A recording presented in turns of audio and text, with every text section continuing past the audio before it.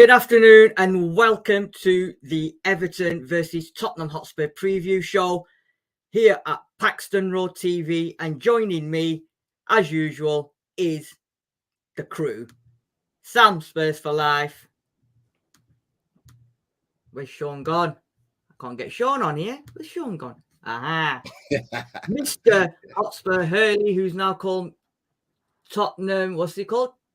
Tottenham Tifosi. Tottenham Tifosi 61. And ladies and gentlemen, he's back. He's been away. This is a brand new, it's like a new signing. Darius 3K is in the house. Good afternoon. Hey! I'm back. Back at the worst time possible. Back at the worst time or the best time possible, depending how you want to view it. But I'm back, guys. Hello.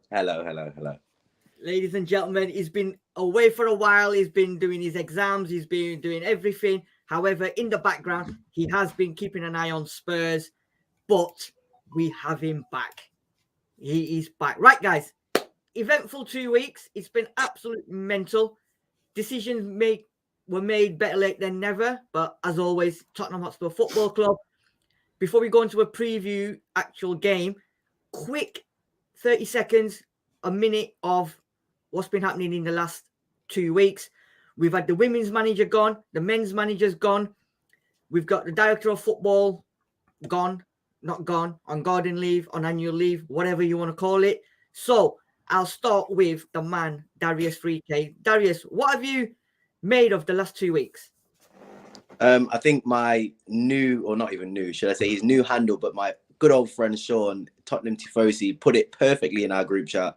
It is a bloody circus at the moment in this club. And I don't think it's possible to summarize in a minute, but all I really can say on what's happened is I never wanted Conte to leave. I still wouldn't want Conte to leave if I had the choice. But at the end of the day, I'm a smart enough person to recognize that nothing was going to go forward with the project and what he wanted and what we wanted. And my only thing is, what is the point in keeping his second in command and having Ryan Mason when you could look and try and be a little bit proactive for the first time in this club's history and try and get the manager you want in to sort of implement a style maybe before the next season starts to sort of have a bit of a head start. But it's a complete circus at the moment. I mean, Paratici's playing Football Manager at home and we're still paying him. So I don't really know what to think at the moment. The only thing I can think of personally that I could really say is positive is the fact that we did act upon, an issue that was really needed to be addressed. And we did actually address it. And sacking him may not have been the right decision, but it was needed to be done at the end of the day. And I will never agree with that, but bloody hell, what a circus at the moment. What a bloody circus. And 10 games to go. In my opinion, not much to play for, but in the club's opinion, everything to play for with this top four in jeopardy. So let's see how the players respond. In my opinion, I think these players are going to play out the skin for the next 10 games, but we'll see what happens. And see if the circus is going to continue or if we're going to actually try and turn a corner come the summer. So good to be back, but bad to be back in terms of Spurs' trajectory at the moment. But I'm glad to see you guys. Good. Could have come back. You probably want to come back in better circumstances, not in the S-hole that we've made ourselves go into. Sean, thoughts on the last 2 weeks? Yeah. What can you say? It's Tottenham Hotspur. You never know. You never know what you're going to get. But yeah, I mean, Conte's position was untenable after he burned his bridges with the players. There's no way back from that. As you know, I've been calling for Conte to go for a while. He clearly didn't want to be there, whether it was a health thing, whether it was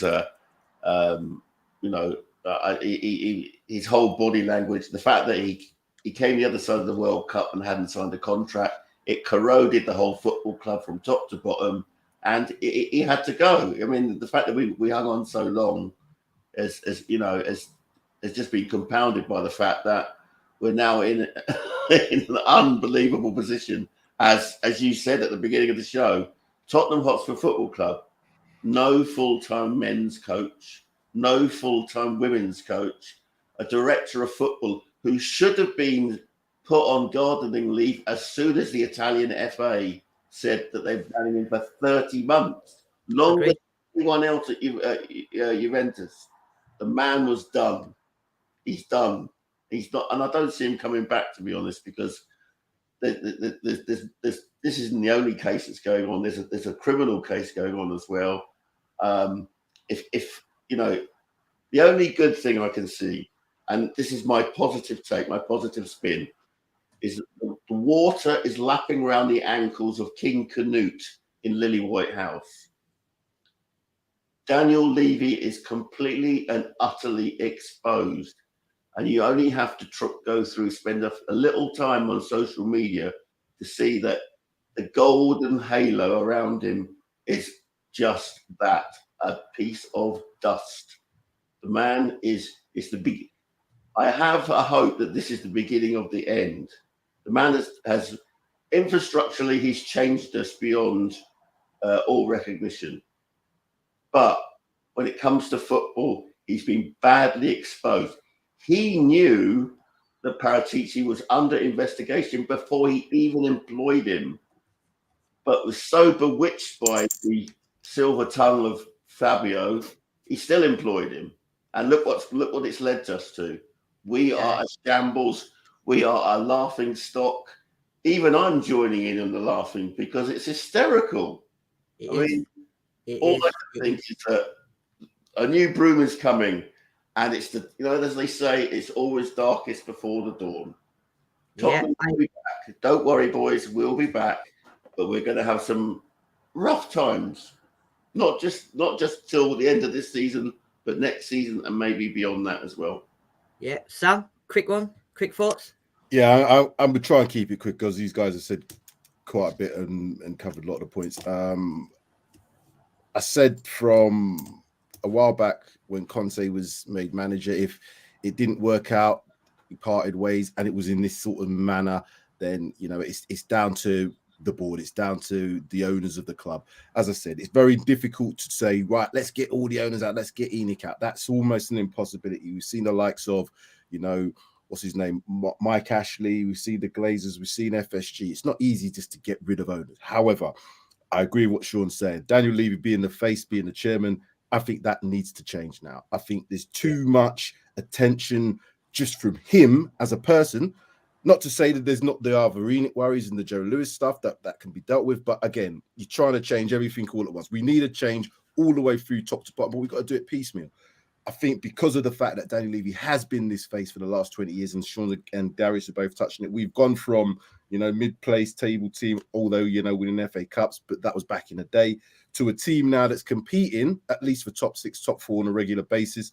Although we might not be a top 4 team, we're certainly in that position, and the commercial aspect, as you said, is fantastic. Now we need to win, but we need someone in there who's going to do that. And I've seen, as of this year, as what Conte is now fully exposed, as the other managers have kind of touched on, but not exposed as much as Conte, the club's not in it to win trophies. The club is in it to make money. So therefore, if we're going to support this team, that's what we have to support. And I'm not willing to support a team that just wants to go for top 4 and not win any trophies. That's not my life. I want to win something. So yeah, it's a March Madness shit show. Absolutely. And today is April Fool's Day. Exactly.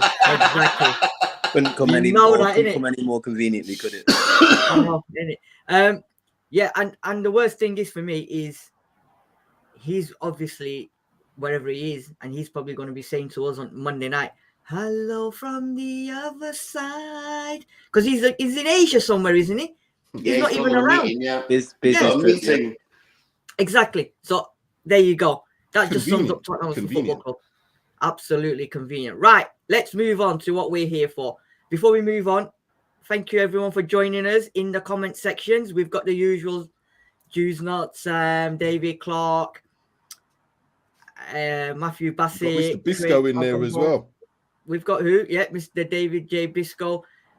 Thank you everyone for joining us. Make sure you smash that like button, subscribe to the channel as well, and let's move on to what we're here for. So Monday evening, 8 o'clock kickoff, Tottenham Hotspur versus Everton at Goodison Park.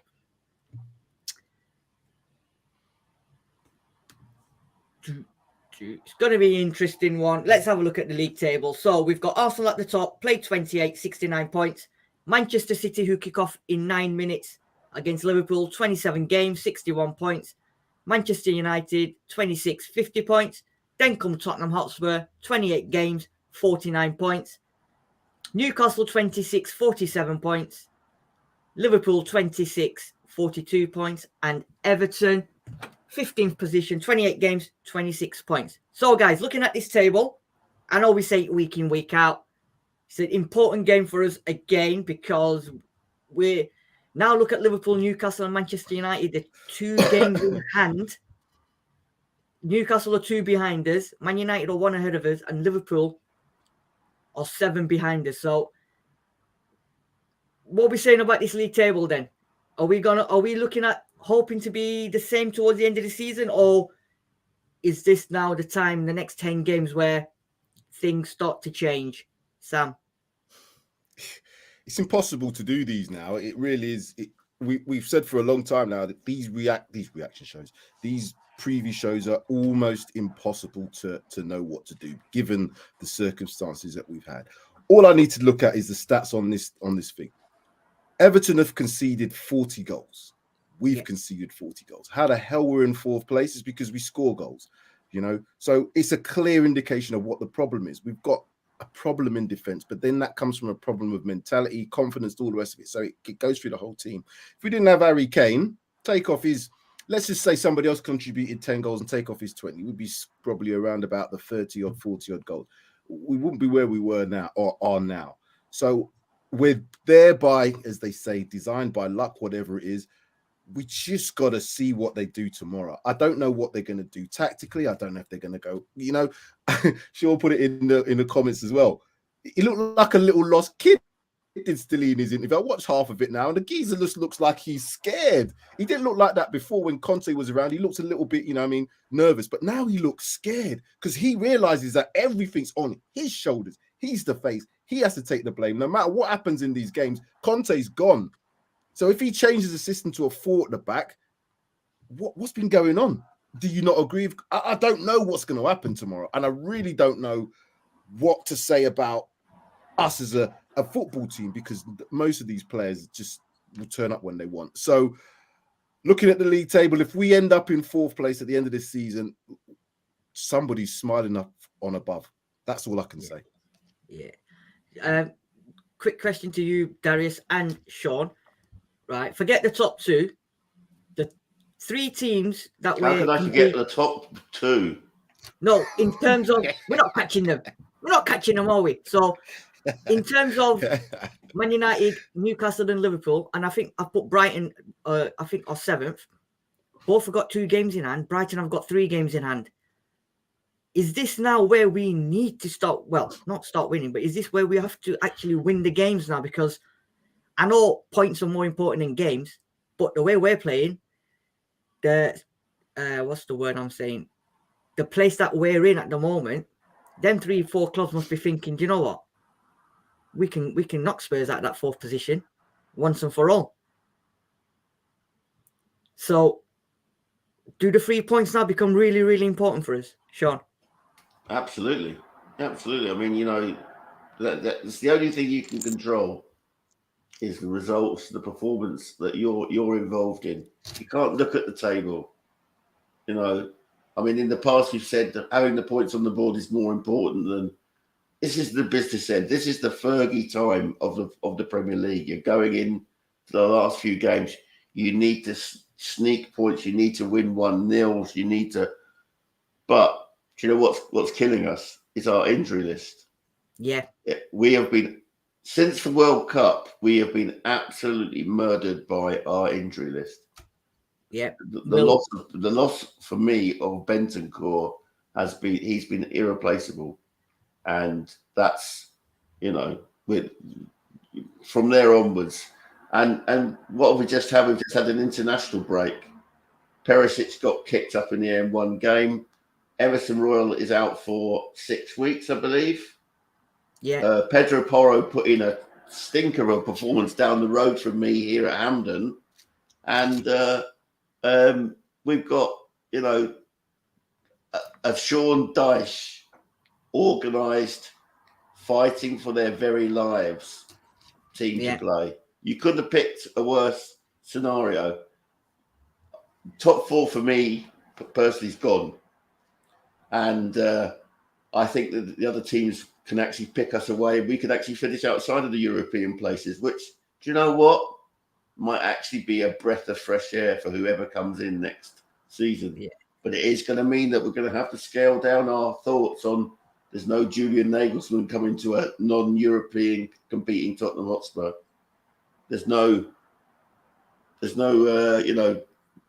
head coach from Germany coming to take over Tottenham Hotspur. We'll talk about Nagelsmann and the managers and that at a later date. I think that's just a talking point. But let's take this on board. Yeah, of course. I think we'll finish outside of the top four for definite. Yeah. I think we could finish outside of Europe altogether. Could be a good thing. And it could be a good thing. I'm very conflicted at the moment because part of me agrees with Sean when you look at the situation that we're in and you look at, the players that are out as well, and the fact that we barely have, I don't think we have any left wing backs at the moment fit. I think we've barely got midfielders fit at the moment. I do tend to agree with Sean. However, I also look at, the stories that came out about Conte and how the players have reacted to Conte leaving. And I just have that feeling that these Spurs players, who we know what they're like, they get their own way. They act very, very childish. And, when they get their own way, they seem to turn around their performances.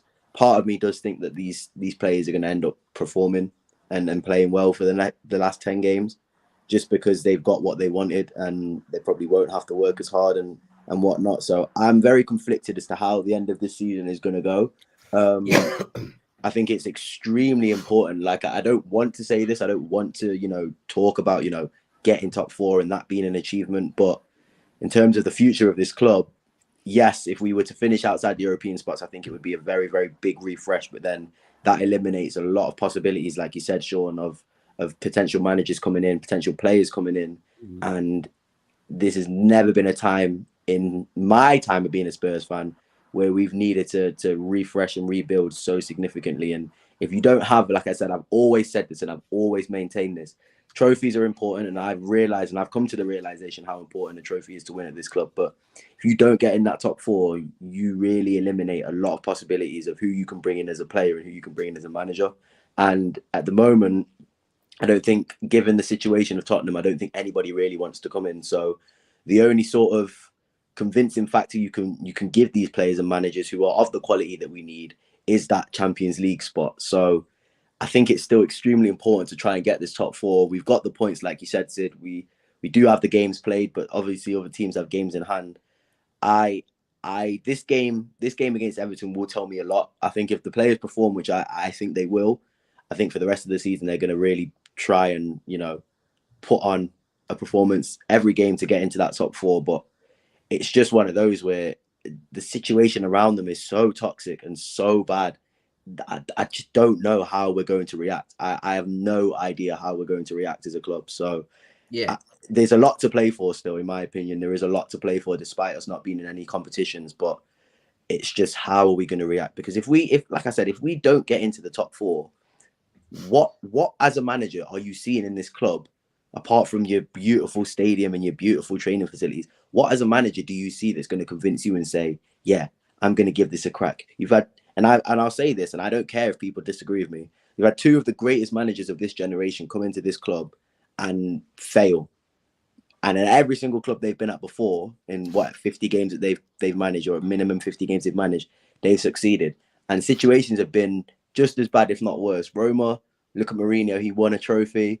Even Chelsea at one situation was very bad. I know they have money and they have players, but again, Conte, when he came out and exposed the board for not giving him what he wants and exposed the players, they took that as a bit of a motivational point and went on to win the league. So I just don't see what would convince any player or manager to want to come to this club if we don't get in the top four. So there's still so much to play for, and I don't know. Maybe we just need Harry Kane to do one more, 2 more months of just magic, just get us in that top four. And maybe that might even convince him to stay. But at the same time, it could very easily go the other way. And we could very easily see a situation where Sean Dyche's Everton, like you said, go fight for this, because they have to fight. There's a lot of teams down there at the bottom of the league who shouldn't be there at the bottom of the league, who need to fight. And of all the teams in the world, like you mentioned, Sean, of all the teams in the world, I don't think you want to go to Goodison Park and face a Sean Dyche Everton team that are really fighting for their life, because they're going to show what you need to do in order to prove a point and in order to win a game. And even if it is, you know, muddying it up for 90 minutes, they will do that. And if they win 1-0, they won't care. So I'm very conflicted. I think this game will tell a lot for everybody, but I have some sort of sick feeling, and it will make me very angry if they do it, that these players will miraculously turn around their form and in these next 10 games play quite well under Stellini. So we'll see what he does. I don't really care what Stellini does. I don't give a toss. Don't give a toss what Mason does, because they're not going to be here next season. So whatever they do, they do. I'm not going to get mad at them. It's really on the players to prove to me that you actually want to play. And if not, well, then there's going to be there has to be a mass exodus in the summer. Right. Well said, Darius. Right. Positions. We're 4th. They are 15th. 1-6. We've won 15. Everton have drawn 8. We've drawn 4. 14 losses for them. 9 to us. Sam, I want you to speak to me about this bit that you like. Average goals. They've scored 0.79. We've almost doubled, 1.86. Frightening thing. Average goals conceded. Both have conceded 1.43 per game. That's shocking, by the way. So that is absolutely shocking, by the way. It is. And look at the chances created. 1.25 to Everton, who are playing shocking. And we've 1.5. Sam, talk to me about these that you love talking about. It's easy, really. We've got a goal scorer.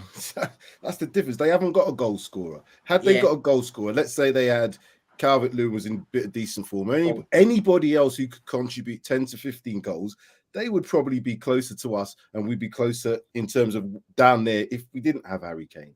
So it's very, very easy to see. We have to just keep scoring. We have to maintain the fact that Harry Kane has got 20 plus goals in a season where Haaland's nearly got 30. Any other season, we'd be like, oh my God, this player's unbelievable, which he is. You have to look at what he's done as being unbelievable, given all the shockingness that's been going on around. I kind of disagree with some of the things Darius was saying earlier about the top 4 thing. Yeah, we do need to get top 4 because that's what the club wants. That's the commercial aspect of it. But we had that before. You know, we still get managers in. We got Jose in. We get Conte in. These managers didn't come to Spurs because they thought, oh, yeah, this club's got the best history about winning. They didn't. They came in for money. Let's not get it twisted. I keep saying this is business. Conte could have come in the summer. He didn't. He came in November. The only reason he came in November is because they offered him more money. That's blatantly obvious now, because as soon as he came in, he started moaning. And not to say that Conte wasn't right in what he said, but he didn't even say, you know what, let me just see how things go. He said, listen, don't get to your hopes up, blah, blah, blah, blah, blah. And he'd already done that. Jose kind of done the same sort of things. I can't tell you all the stuff going on behind the scenes. So what we've got here is a simple equation. We just have to hope that Harry Kane keeps scoring and we don't make mistakes. If they put Hugo Lloris in goal for this game on Monday, I can't tell you what's going to happen, because I don't think he's the one that should go in goal on Monday. But these are the decisions for Mason and Stellini. And I reckon Mason will be here next season. Stellini won't.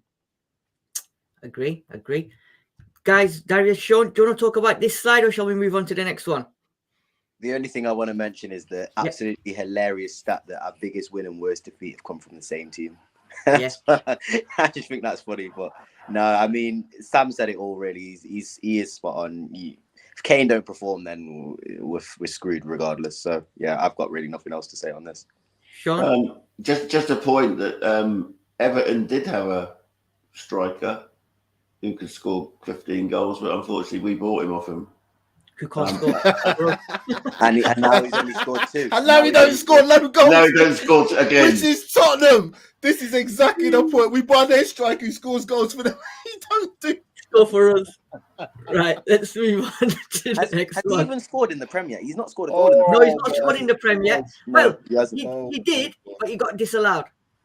And he whacked his shirt off, didn't he? He whacked his shirt off thinking he'd finally done it, but oh well. Yeah. If that is not a Spurs in a nutshell, that you can't get any more than that. Their top best goal yet, scorer you know. came to us, and they scored a goal in the Prem. I can hear the tune. That is the funniest thing I've heard today, man. Jesus Christ. Right. 61 games between Everton and Tottenham Hotspur. They've won 9. We've won 29. They've won 5 at Goodison Park. We've won 10 at Goodison Park. We've won 19 at Tottenham Hotspur Stadium, White Hart Lane, and they've only won 1.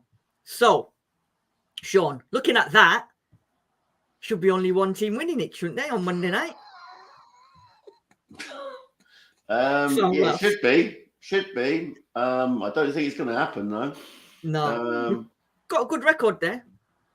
Yeah, we've got a good record. I mean, the last time we performed away from home under Pochettino, Was that when we put 6 past them? Since doing some trolling moves now, and I don't like Sid. He's doing some trolling at the moment. Sorry, sorry, Sean. I'm just.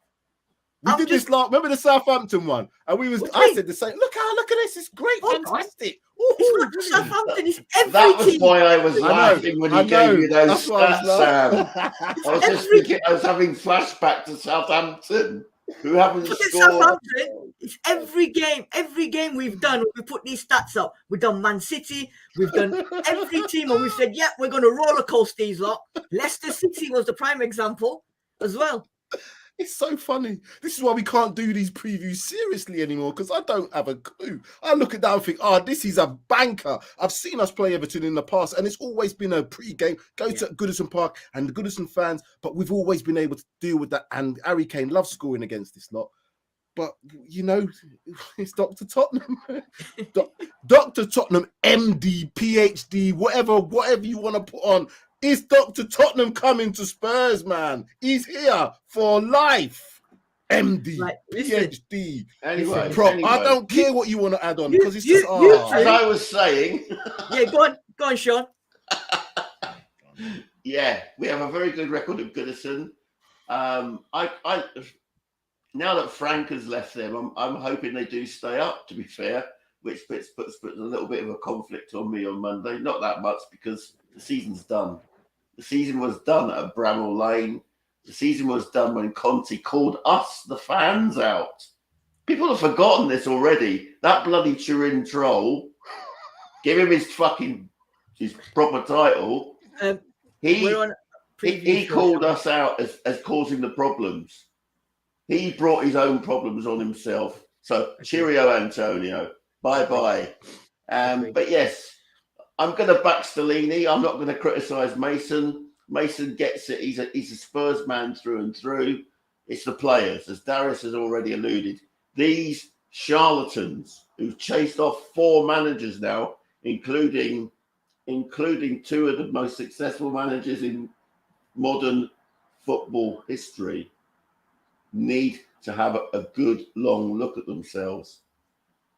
The only ones who've got any, the ones that can't play because they're injured, they're the only ones that we can, they can take a rest.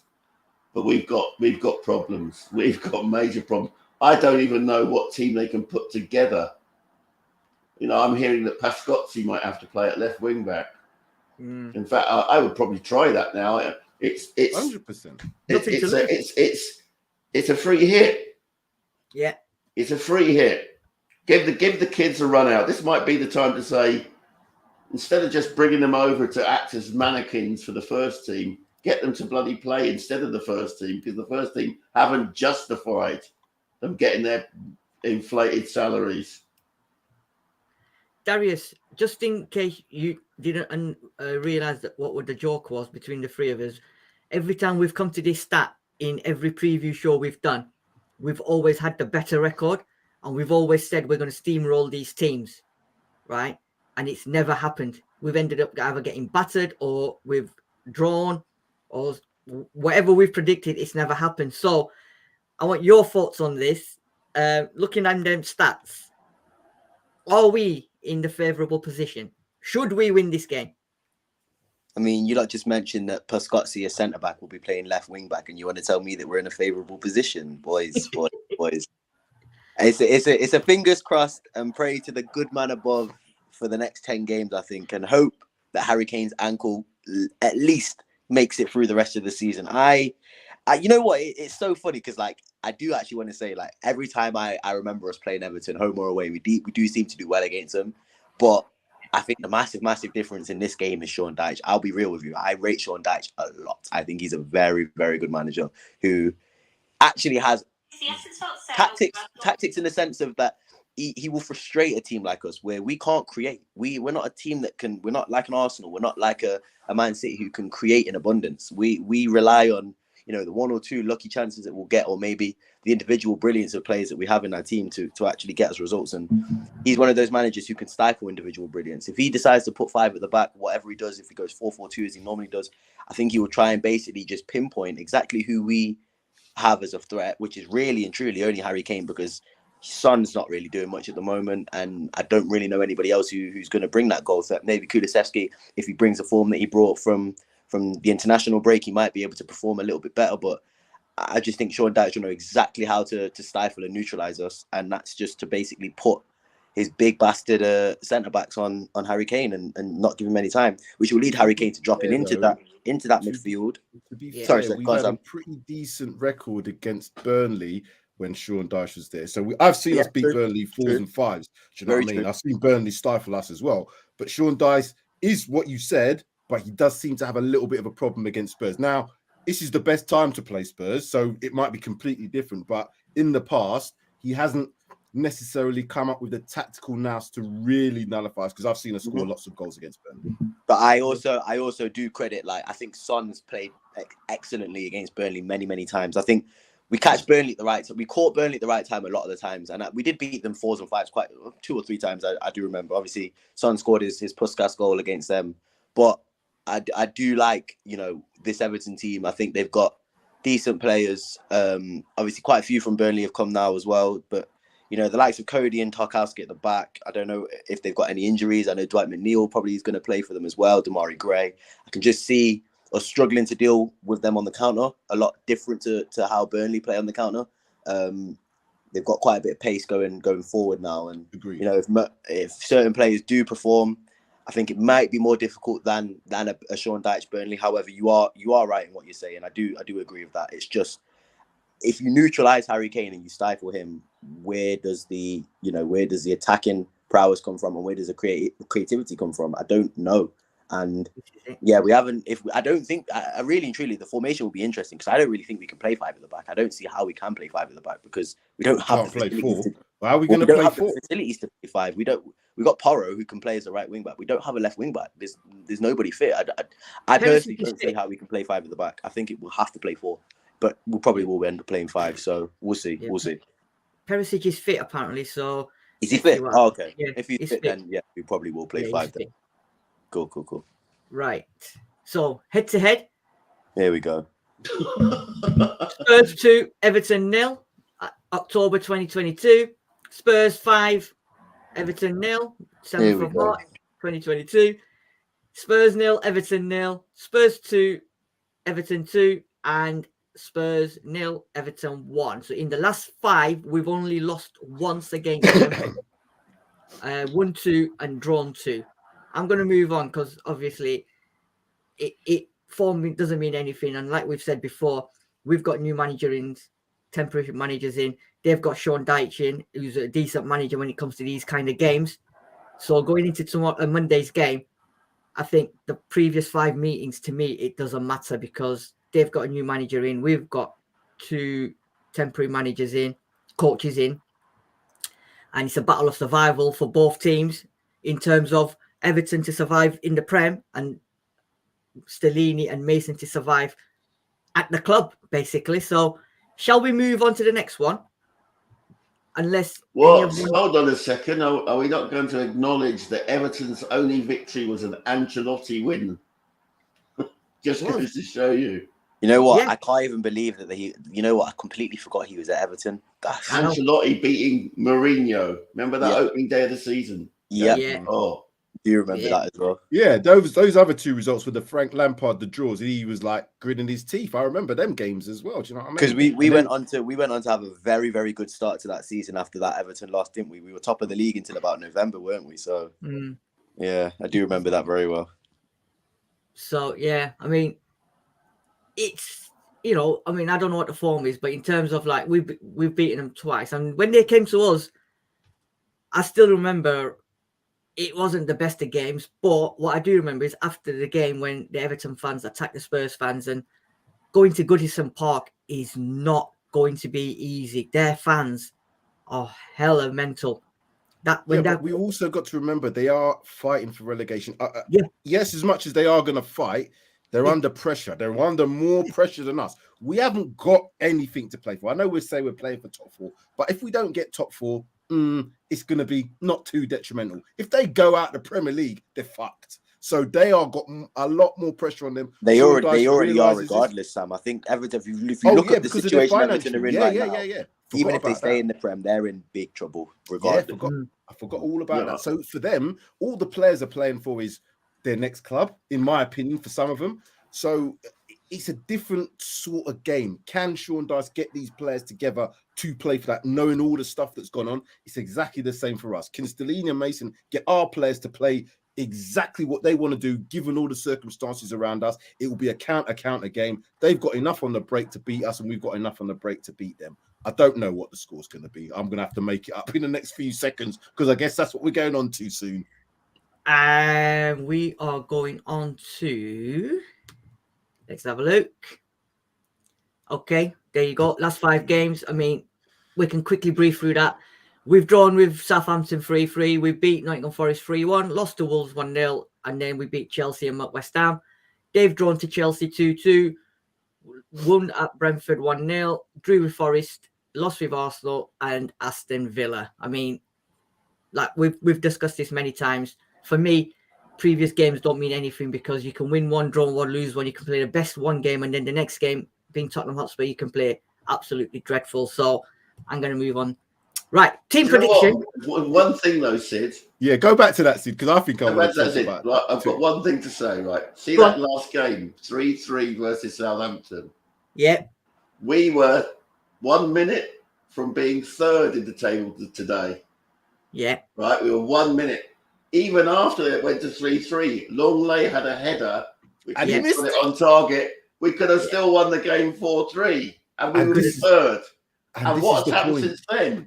Exactly. What has happened? Honestly, it's hysterical when I think about it. What happened there? We were fine margins. If we'd won 3-2 against Southampton, we'd be third. Conte would probably still be here. The fine margins that we've got are so clear to be seen. That Wolves game, again, that could have been a draw. That could have been a win for us, because I think we had enough chances to win that game. We should have won that game in the first half, Sam. Exactly. Them other two results. I was there. Chelsea and West Ham, we did well to win those games. Chelsea was a little bit more difficult, but certainly deserved to win the games if you go 2-0 and you keep clean sheets. So if you think about it, the Wolves and the Southampton results could have been very different. We could have had 5 fucking victories on the trot. No one will be talking about Spurs. So how can we go from this? Because if you look at that record and think about the games that we played, that's not too bad. 3 home games, we've won them. 2 away games, we should have won both of those games. We didn't. The tables turned on the fact that we just didn't get the result against Southampton, because Conte would never have come out and said what he said had we won 3-2. He would have just rolled on to the next game. The point is, I think that was always going to be the case with him, and the fine margins are there to be seen. So, again, we might turn up on Monday and win the game. But what does that say about the whole team, squad? That I don't know. You can't bank on anything with this team. None of them, I think. Crazy. Liverpool have just got 1-0 up as well against City. Yo, you guys better prepare for this. I'm telling you now, I tweeted it on the 1st of January. This is going to be the worst year to be a Spurs fan in your and my life. I'll tell you what, there's no room under the rock that I've got. You can all fuck off. I'm hiding. I will not be in the country. I'm telling you now, this is going to be when them scumbags win that Premier League. Listen, you think it's bad now? Stop. You think it's bad now? I've told you as well.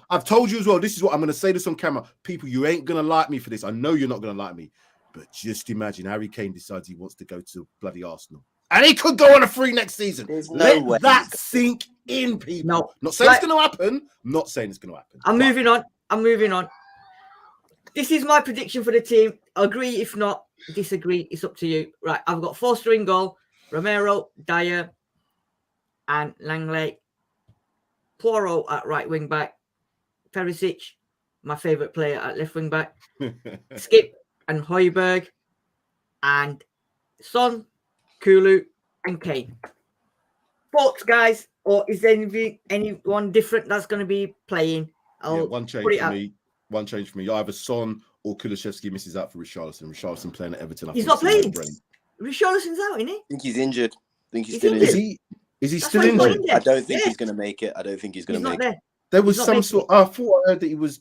Oh, sorry. It's like might touch and go, Sam. It's like touch and go. I don't know. I don't know if they're playing mind games, but why the hell would we need to play mind games? No, I read yesterday. Stellini said no. He's not available. He's definitely okay. Because I was the same with Daz. I thought he was like they were playing these mind games. He's not quite ready, but I would have played him. But okay, that's the team. It's all speculation because it's Dan Juma's going to be playing in place of Son and he's going to score the winner. You know that, innit?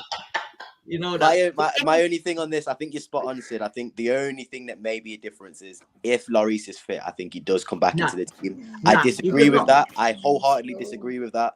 But I just have that feeling where the club captain, if he's fit, he will probably come back into the team. So I agree with everything else. But yeah, if Lloris is fit, he's definitely starting.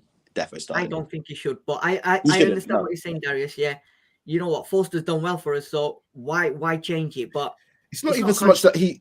There's a debate about whether he's the better keeper or not, and I know Sean's got a different opinion about Hugo Lloris. What I'm saying is, this is the situation with Spurs. He's been out for weeks, and this is a really important game. Forster, as you said, has done well. He's not. Yeah, he's had the odd occasional little ricket when I've seen him come out for. But in terms of what he's done it well, and it's given the confidence to the back line as much as possible. He's been out for so long, just to bring him back in this game where they're going to be throwing bodies at you, set pieces and all the rest of it. Hugo Lloris is not the one for me in this situation. But Spurs being Spurs, he will play if he's fit. Question for you, all three of you. Quick answers, because we've done 45 minutes already. If Richarlison is fit, because I think David Biscoe's saying that Stellini said Richarlison trained. Yeah. If he is fit, it's going to be hellish for him going back on Monday night. Do you think that Everton fans are going to... He will love it. Oh, yeah. He'll love it. He'll love it. He'll love it. The grief he'll get. And Goodison Park is not the best grounds to go to. He'll love it. Do you think? Who's going to get love it? I think he'll be. If he does not start and he's fit, I think Richarlison will be so disappointed. If he scores against, he's not going to be one of them ones that's going to go like that. He's celebrating, in my opinion, because he knows if the fans give him grief, he's going to give it back. That's the sort of personality he is, and that's the type of player we need to fucking have. I think you're misreading the room. Really? Richarlison left with the blessings of Everton fans. They understood. Yep. They understood. I don't think they hold anything against him. He was leaving You've always a got team. the minority. Do you know what? I have more respect for Everton fans than that. I don't think they'll give him. Let's grief. see. Let's see how they do. If he give him grief, and quite right. What I'm saying is, oh yeah, they'll give him grief. But what I'm saying is, if Richarlison scores a goal on Monday that effectively takes them down, you think they're going to say, "Well done, Richarlison"? They don't want him to play well against us on Monday. I don't care what anybody says. Maybe they've given the blessing when he's gone, but if he comes back, they ain't going to be saying, "Well done, Richarlison." If I was them, I'd be booing his fucking ass off, because if he scores, he could effectively send them down. That's the fine margins we're talking about. They're fucked anyway, but if he does do that, boy, it's going to be madness. But that's just me and how I see football and what I've seen in football in the past. All that stuff that's gone by, that's gone. If they won, yeah, they might do that. If they lose and he scores, you think they're going to give him a round of applause as he goes around the pitch? I've never said that, Sam. Oh no, I don't think that they're going to give him grief.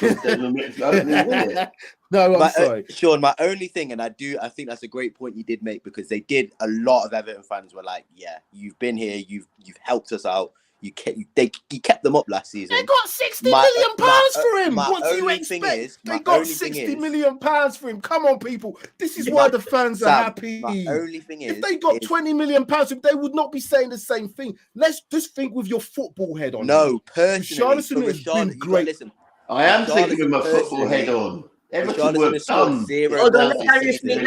Richarlison scored 0 goals this season. I think if he scores for him personally, I think he will find it very hard not to celebrate because of the season he's had.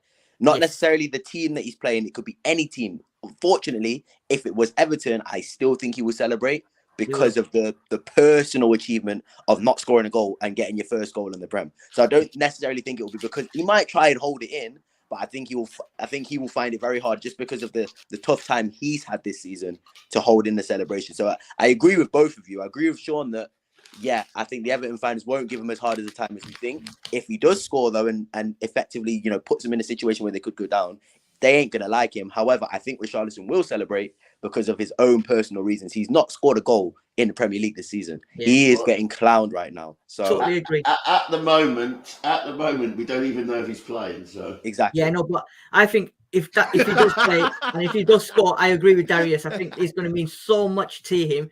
Especially with the grief that he backed his shirt off like he scored the 90th minute, like Aguero did against flipping QPR. He's definitely going to celebrate if he gets a goal. Right. So before we move on to the predictions, these are just a couple of quotes from this guy yesterday in his press conference. Let me read. We are prepared to make changes in some tactical aspects. We want to continue not only in one way, but to change details in the game, thinking about the opponents we face. He also said, I want to create the same atmosphere we had in the game against Chelsea, West Ham, Man City. This is the type of game we want to play. And finally, this is my expectation and what I spoke to the players about. I want to see players that move into the pitch with an idea and attack the space with desire. Blah, blah, blah, blah, blah, blah, blah. Yeah. Platitudes. Yeah. Is he just saying that just because he's been told to say that? How can we create the same atmosphere in an away game? At an away game we have at 3 home games. He's lucky. You know what? He's bloody lucky that we're not at flipping Tottenham Hotspur Stadium for this game. Because if we were at the Tottenham Hotspur Stadium this game, it'd get toxic. I think it's going to be toxic in every home game. The biggest thing for me is that first sentence in terms of we are prepared to make changes in some tactical aspects. So if he's prepared to make tactical changes, why didn't he offer those tactical changes to Conte? Maybe because he couldn't, maybe because Conte was too dominant.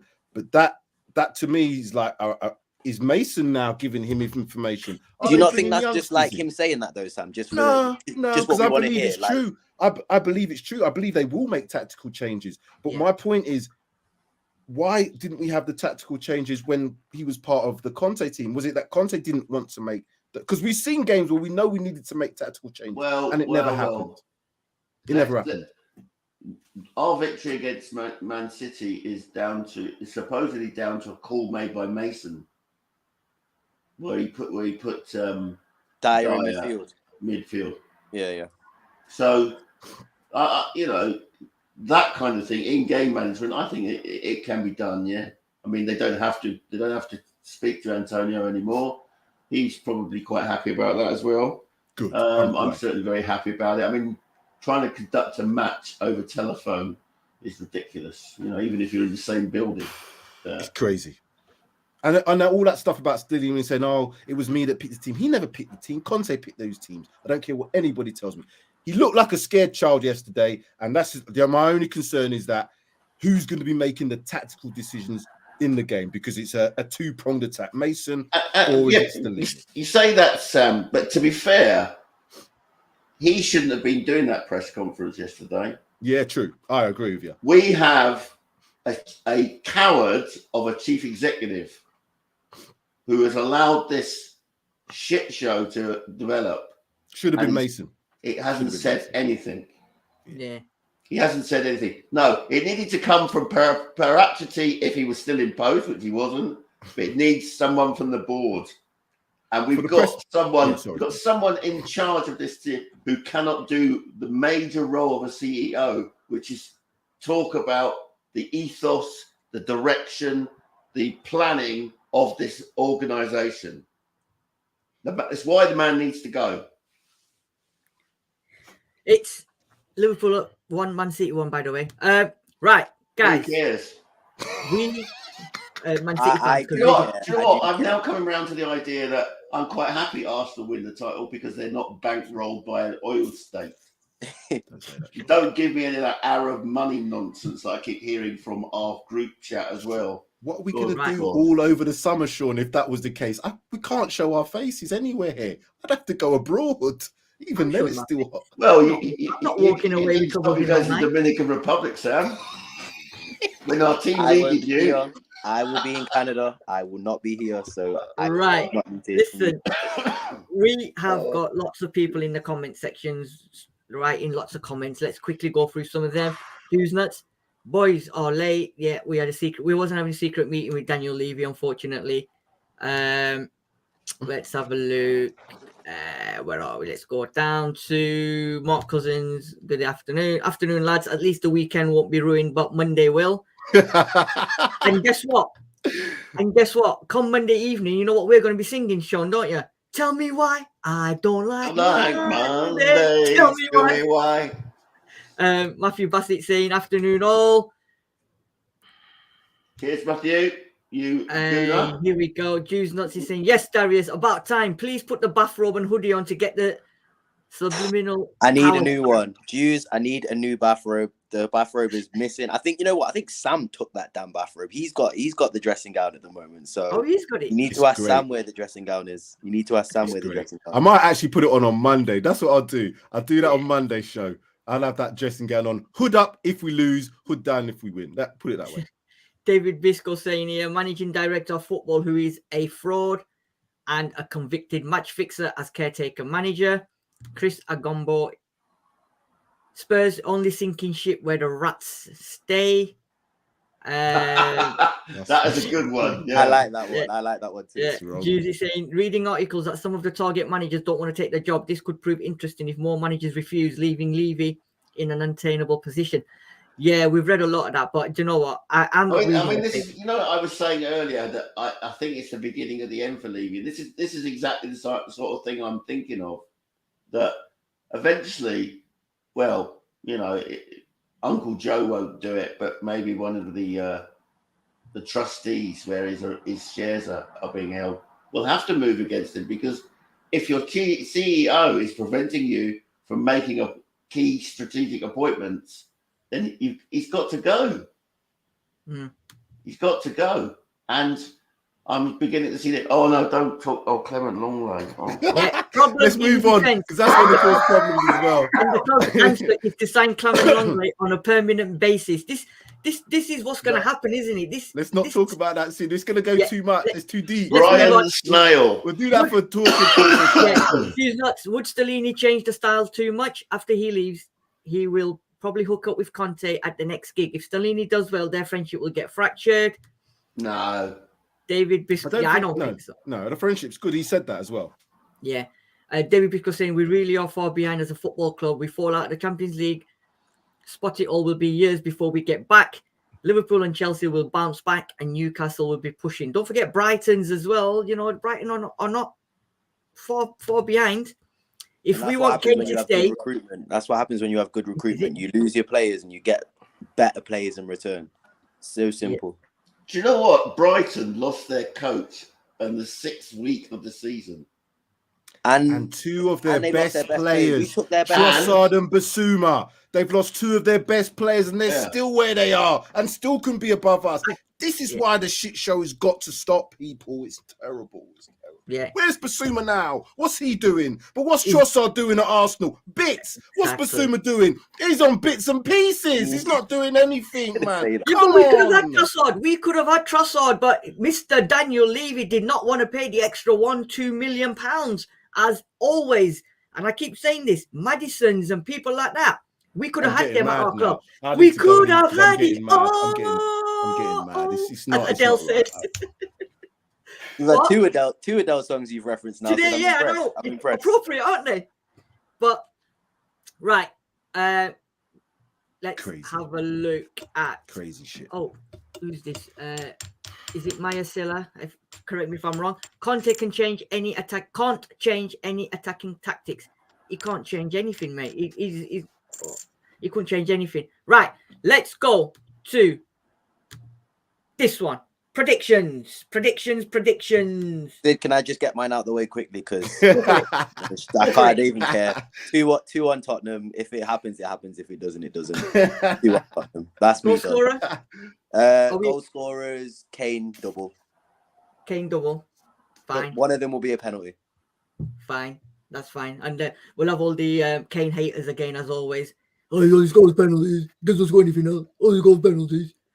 Great point you made, Sam, though, about the fact that Haaland, if Haaland didn't score this many goals, we'd be looking at Kane as in he's had one of his best seasons at Spurs. Yeah. So unfortunate, but yeah, 2-1. I'm going to be doing this. How to watch football. How to watch football. Yes. Sean, what's your prediction? A Sean Dyche masterclass, 1-0 Everton. 1-0 Everton. Respect. You know what? It is what it is. Sometimes you've got to. We've been saying this all season. We're going with our heads and not our hearts, and it's always been proved wrong. So you've got to say it how it is. Sam, what are you saying? So difficult. It's so difficult. These players have got to prove something. So I think if they don't show any spite and spirit, then we know what's going to happen for the rest of the season. So this is a prime game. Up against it, Sean Dyche, Everton away. Are these players going to turn up? If they do, I'm still going to go with my head there, though. I think a draw is probably a result that would be a good result for us to come away with, given the circumstances. 1-1. A 1-1's probably a loss in my head because I can't predict a loss for them. But as much as I wanted to say, I want to see changes in. I don't think we can make too many changes tactically. We're going to have to go with our tried and trusted and hope that the players turn up. Because if our players turn up, we should win. But if the players turn up, who've turned up over certain games, then it could be anything. So 1-1. 1-1. Who's scoring? Okay. Oh, shit, yeah, Kane. I'm only saying Kane for every single goal of the season for the remainder because no one else ain't scoring. Oh, I could say Richarlison. No, I'm going to go with 2-2. I would like Richard to score. If Richard scored, I would like that to be fair. Yeah, I'm going to change it. I'm going to go 2-2. I'm going to go Kane and Richarlison. Fair enough. If he starts. Fair enough. David J. Biscoe saying 2-0 to Spurs. And Mycella is saying 3-0 to Spurs. What about you, Sid? Me? Do you know what? I'm now going to say it how it is. Simple, right? We've been hiding too many times this season, always giving Spurs the benefit of the doubt. But the problem is we've got them players, apart from Kane this season, who's not delivered week in, week out. And we've been, as mugs, paying loads of money to go and watch shit football, absolute crap football. And I think Goodison Park, I've been to Goodison Park a few times, and I tell you what, the crowd, the fans, that stadium, when they're on a roll, it's frightening, absolute frightening, right? And I think Everton fans are going to be up for it, and they're going to realise what piss poor club and what piss poor state we're in. I actually think they're going to beat us. I think Everton will beat us, and I think it'll be 2-1 to Everton. I think they're going to come out because they know. Oh, what is going on? The only thing I will say to all of what we've said is Everton, if we're in a shit show, they're just as much, if not worse than us, in terms of where they are as a club. But, so that's the only thing I will say is shit against shit. Whichever shit shines up better. It's not that. El Shitico, yeah. And hey, you know what the thing is? You know what get a word for you. This Everton team beat this year's champions. I know. And the thing is, El Shitico, right? If you're going into this game on Monday, you're looking at Tottenham without managers, and you're looking at them with Sean Dyche in charge. I know who I'm putting my money on. Sean Dyche all day long. He might switch it up and just go at us, and just think these are vulnerable. These are little vulnerable lambs who could be slaughtered. And if they get the first goal, heads are gonna drop. If they get the first goal, we are done. We are. Is it? Our away fans are good though, so our away fans will stay. If it was at home and that happened, I think we'd lose the game. Our away fans will stay with the players. That's one thing I will guarantee. Best away fans in the league, in my opinion. 100%. Best away fans in the league. 100%. We have the. I tell you what, I went to Dublin last weekend when we spent some time with Irish fans, and we have some of the best fans in the bloody world. Honestly, Same. We don't deserve what's happened at this club. Yeah. No, I mean honestly, our travelling support. When I went down to that Wolves game, you know, our fans were unbelievable. You know, Sheffield United for me as well. Sheffield United for me. As well. It's Sheffield United. That was, by the way, Sid. That was one of the most. Thank you for that ticket. That was one of the most incredible performances from away fans. You could not hear until they scored in the 83rd minute. You could not hear those Sheffield United fans. We were insane. Yeah. And then to lose that game. Sorry to interrupt you, Sean, but it was just you are so right. No, you're absolutely spot on. I mean, I was at an event with Gary Mabbott, which was hosted by Richard Cracknell. Brilliant night. And you know, it was great to sort of have a night about Tottenham, which didn't have me tearing my eyes out watching some of the football that we've had this season. Do you know what? I'm going to the game next weekend because my nephew and my brother-in-law are over from Australia. But I'm looking forward to seeing Brighton. I'm actually looking forward to seeing Brighton. You might even see our future manager do some things against us. You never know. You never know. Our manager's going to be Poch. If we fall outside the top four, Poch will come regardless, I think, unless he gets to Real Madrid. So if Nagelman's gets the Real Madrid job, which I think that's what he wants, I think Poch has had opportunities to go elsewhere. Whether or not he's been offered, I don't know with media reports, but I think he'll come to Spurs. I'm not saying it's the right decision, but I just think that's what will happen. End is near if that happens. End is very, very near if that happens. Pochettino can't come back while we still got some of those players that were with him last time. This is it.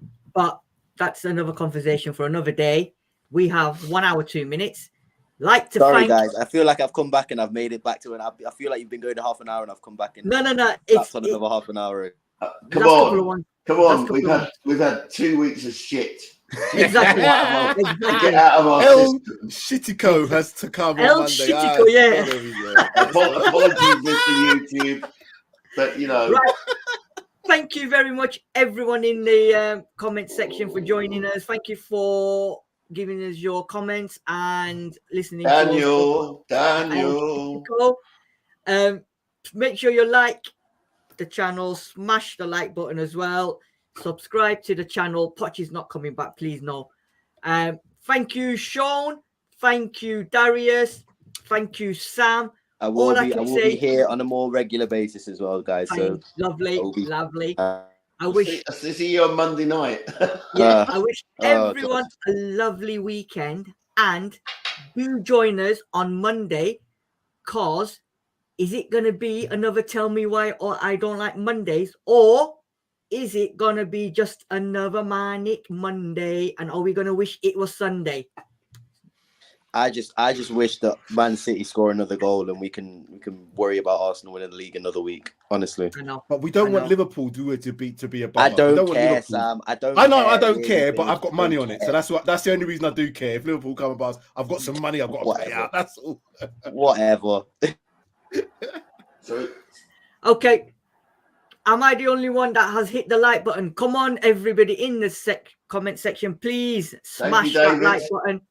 It only takes a second. Just smash it, because we're here every week. We're giving you loads of contents and lots of laughs, and then making you look forward to the El Shitico as well on Monday. So please, David, as David says, smash that like button. Have a great Saturday. Have a great Sunday. We will see you on Monday. Good day, afternoon. Come on, Spurs. Come on, you Spurs.